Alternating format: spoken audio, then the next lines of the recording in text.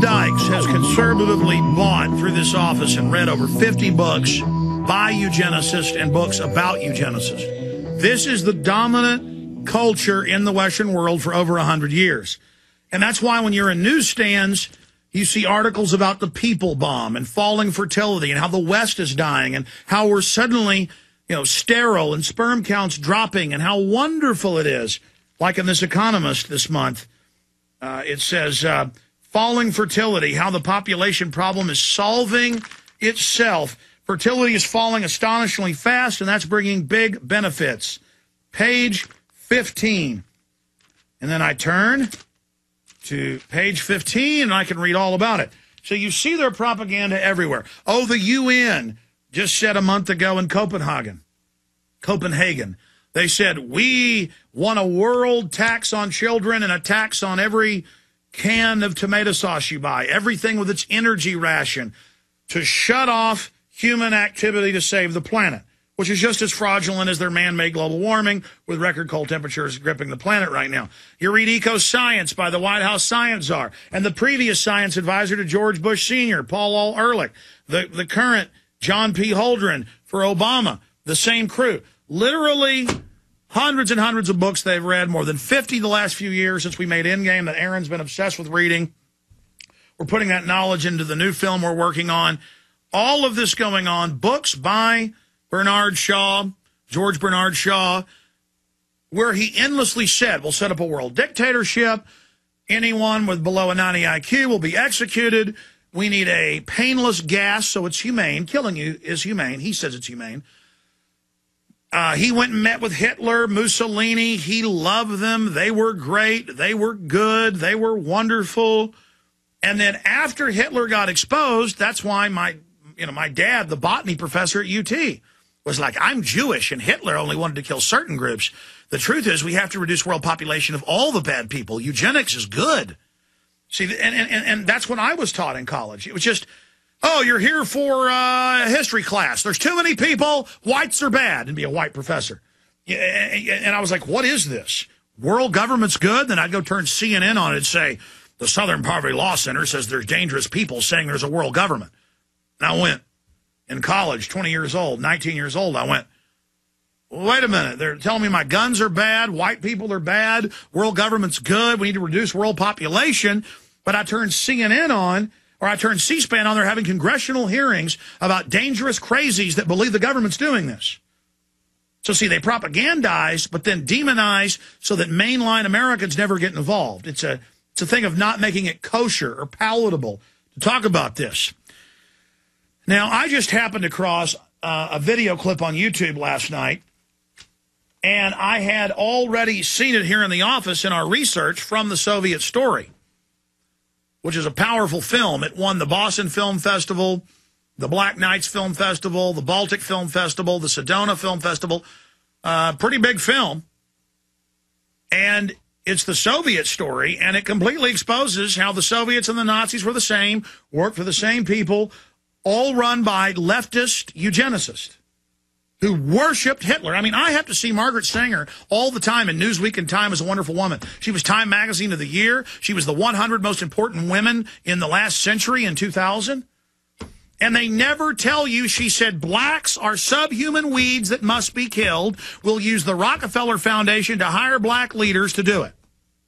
W.D.B. Du Bois, all of them, or E.B. Du Bois, all of them. And it just goes on and on and on. We got 3 clips. Some of it's really bad audio because it was filmed, 80 years ago or more, with him worshiping Mussolini, the worshiping of Hitler, the quotes that we've got out of his book about nerve gassing you. Now, this, when you read the Wikipedia about him, this is the great liberal. He's worshipped as one of the greatest liberals ever. Just 2 weeks ago, we had the video clip of MSNBC of one of the supporters of George Bernard Shaw, who promotes FEMA camps and mass arrest and Soviet re-education, and he's called the communist. And he's Saul Alinsky, who pledged his book to Lucifer, the original radical. He was a big supporter of Shaw. And here is Chris Matthews saying this is his idol. But then Chris Matthews, if he was sitting here before me, I guarantee you would laugh at me if I talked about communism. But see, he really knows. It's a joke. It's like I'm a child. He goes, that's off limits. That doesn't exist. Yes, I praise communist leaders, but it doesn't exist. Yes, there's a world government, but you are so stupid, you're not even allowed to resist it. So we've got a lot of his quotes, got some video clips coming up, Aaron. But from your research of these people, what is the guiding principle of the left and right? What is their real secret religion? Not even really secret. They all publish it, but think we're so dumb we don't read it. And who is George Bernard Shaw?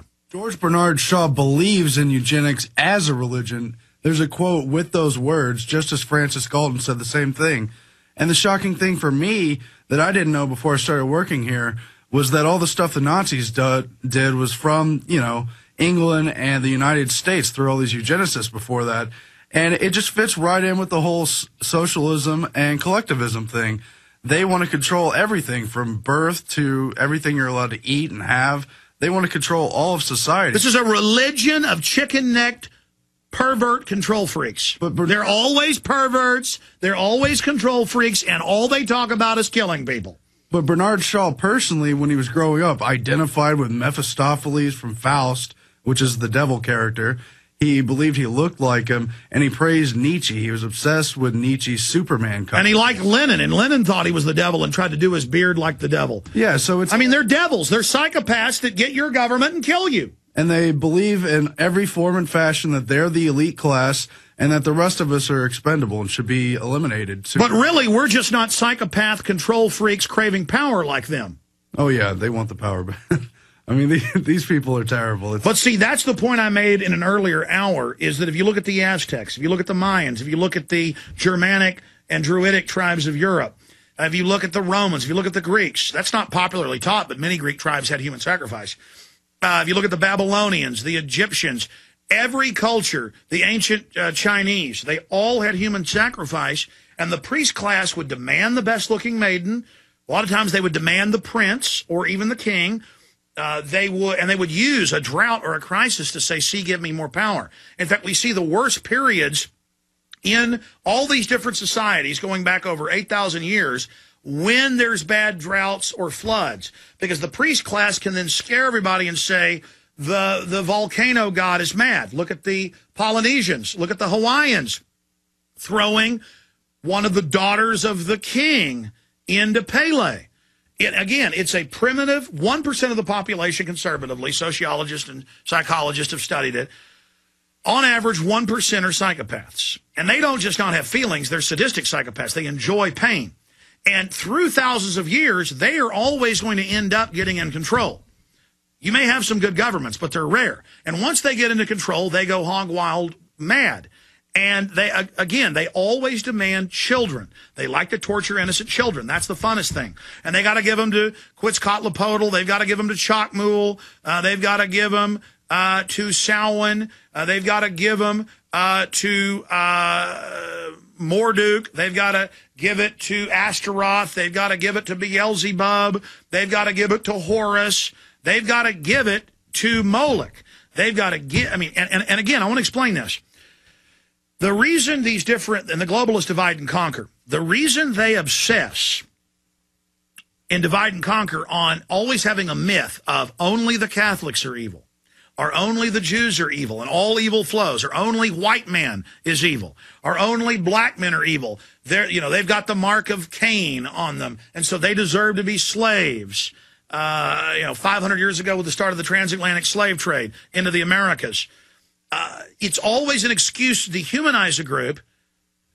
And so then people can't recognize the evil of their own organization because it's only that outside group that's evil. The Jews, they say, are inherently the seed of the devil. The blacks are inherently the seed of the devil. The white man is inherently every group, the black groups, the Royal Israelite groups, they believe all the whites and Jews are the devil. And then the other groups believe the blacks are the devil.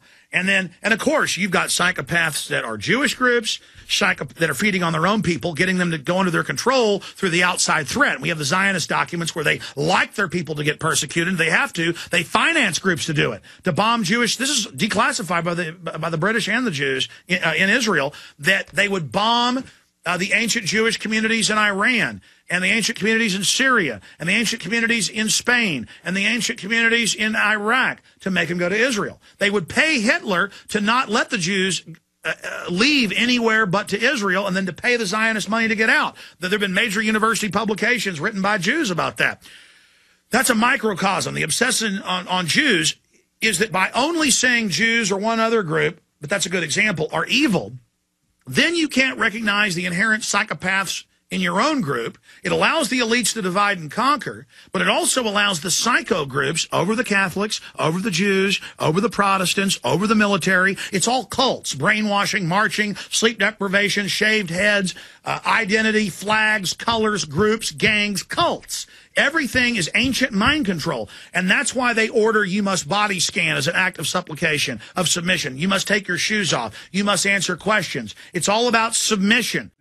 The racism is that the only group they really respect is their own aristocracy, but really only the ones who are willing to take control and, you know, quote, do what must be done for, quote, the Constitution. Do what must be done, Lord Vader. Kill the younglings. You must kill the innocents to prove you're a psycho. And the priest class always demands children and women be killed as an act of total submission. Yeah, and they want to eliminate the race so the Superman race can rise, but really they all have fatal flaws and they're evil, wicked people, and that's not all of these elitists who don't end up getting killed or executed die. I don't even want to say how they all end up eating their own excrement, crazy, thinking they're God. It's admitted that Lenin would go to a little island he had with thousands of white rabbits. They ended up putting that in a Hollywood movie separately, where the crazy guy pops the back of the car and throws out the rabbits and is running around shooting them with a shotgun. And he would just run around stabbing them and killing them and shooting them and just flopping around. And he would order them more blood, more death. In fact, we have that in a clip coming up. Yeah, I think Franco in Spain liked to hunt an entire field of quail and he wasn't satisfied until there was thousands of them. He didn't even like to eat them. He just liked to kill. He would have others help him kill.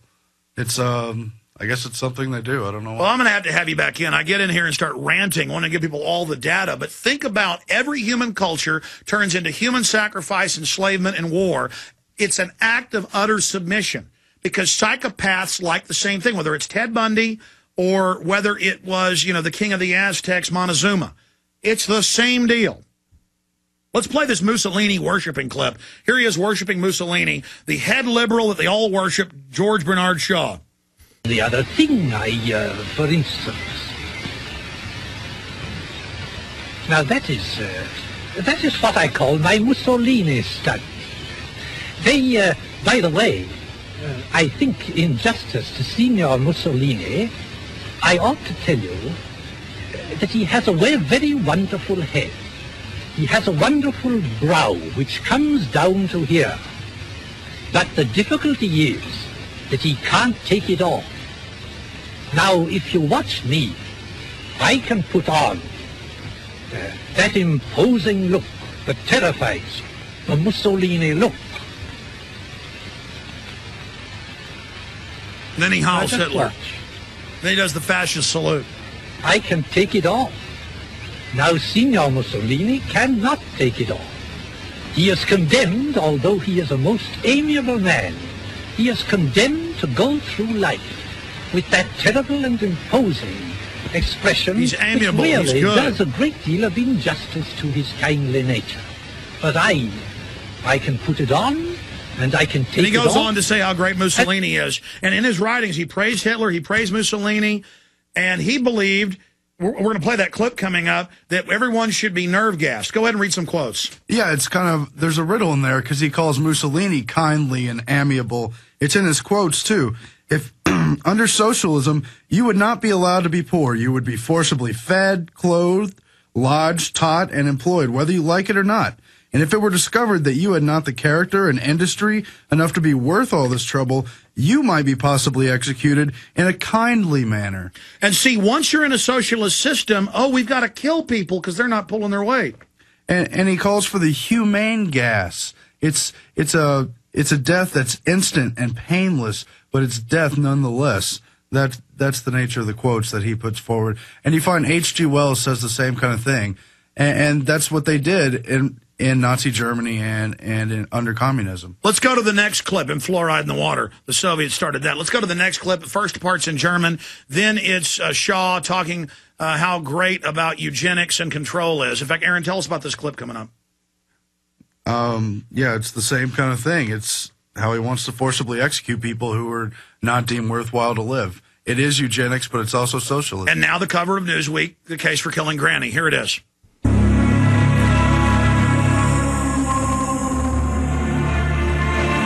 Why killing is essential. First appeared in January 1849 in Marx's journal Neue Rheinische Zeitung. Engels wrote of how the class war in Marxian terms means that when socialist revolution happens, the class war happens, there will be primitive societies in Europe 2 stages behind, because they're not even capitalist yet. And he had in mind the Basques and the Bretons and the Scottish Highlanders and the Serbs, and he calls them racial trash, Abfälle, racial trash, and they will have to be destroyed, because being 2 stages behind in the historical struggle, it will be impossible to bring them up. See, Marx and Engels both wrote, and this would be in British newspapers, we're going to kill the Scots, we're going to kill the Serbs, and notice who they attack, the Serbs. Anyone who wants to be rural and just a regular human, you must be killed because you can't be part of the scientific dictatorship. And then Russell comes up, they cut back to a clip of him saying, do that. I couldn't agree more. It's very shocking. Bertrand Russell said the same stuff, George Bernard Shaw, all of them. See, the thing with British Fabian socialism is they believe specifically in the long-term incremental socialism, and to hide the true nature of socialism from the people who believed it was for the common good. And you see other founders like Webb, the Webb parents, they went to Russia and came back. It was said as the 10 Commandments they had in their hands. They loved what was being done over there. They just knew they couldn't do it as quickly. The popular British playwright Bernard Shaw supported Hitler in the mass media. The left supported Hitler not because he deceived them. They knew Hitler would kill. He said he would. In fact, it was why they supported him. You must all know half a dozen people at least who are no use in this world, who are more trouble than they are worth. Just put him there and say, sir or madam, now will you be kind enough to justify your existence? If you can't justify your existence, if you're not pulling your weight in the social vote, if you're not producing as much as you consume, or perhaps a little more, then clearly we cannot use the big organization of our society for the purpose of keeping you alive, because your life does not benefit us and it can't be of very much use to yourself.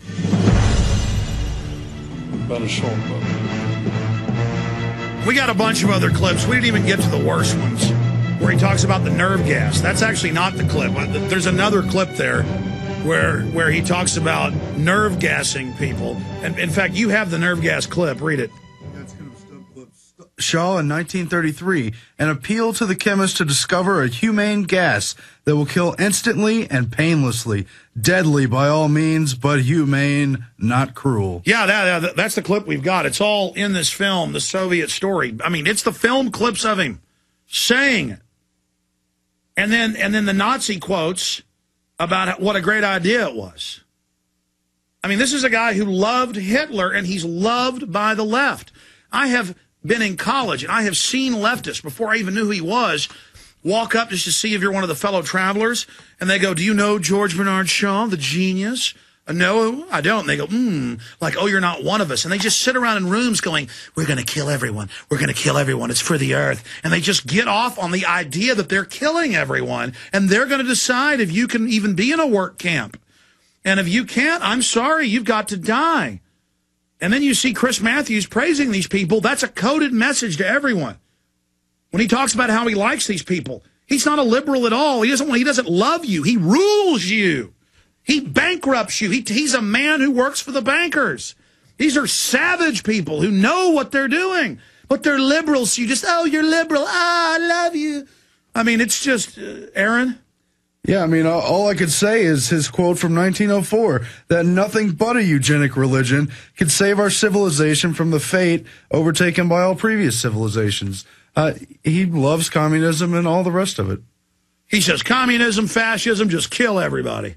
Just slaughter. Yeah. And now they're drugging our water, they're drugging our kids, they're drugging us, they're naked body scanning us. They are just raping us on all cylinders. I mean, literally, like every other culture, was crazy kings and priests going, bring me your children to the fire pit. Every culture demanded children in death and murder because psychopaths have the same mindset. Did the Catholic Church or Jews, the two favorite groups everybody demonizes, did they make the Aztec sacrifice? Did they make the Romans have the gladiators? No, ancient Jews sacrificed people. Every culture does it. They all have psychopaths. And so I'm fighting German and Chinese and Jewish and Catholic psychopaths. I'm fighting the elites of the planet. Psychopaths have gotten in control of every institution, and we need to start recognizing the psychopaths and taking them on and realizing how they operate. Aaron, do you agree with me? I do agree. I mean, that's why George Orwell, he was one of the Fabian socialists. He turned against them. He knew how bad it was. He knew they were for communism and killing. And that's why they say no. That's how he knew. We are the priest of power, Winston. We're just going to trample and be trampled on. We like to kill people, Winston. Don't you understand? And Winston goes, I see. Now I see it. You see, they say in 1984 the title was based on 1884, the year Fabian socialism was founded. And their insignia, their logo, is a wolf in sheep's clothing. And destroying society, destroying the language, with just a group who sets up a planet to carry out murder and slaughter for psychopaths run by Ted Bundy. Retransmission with Ron Paul starts now.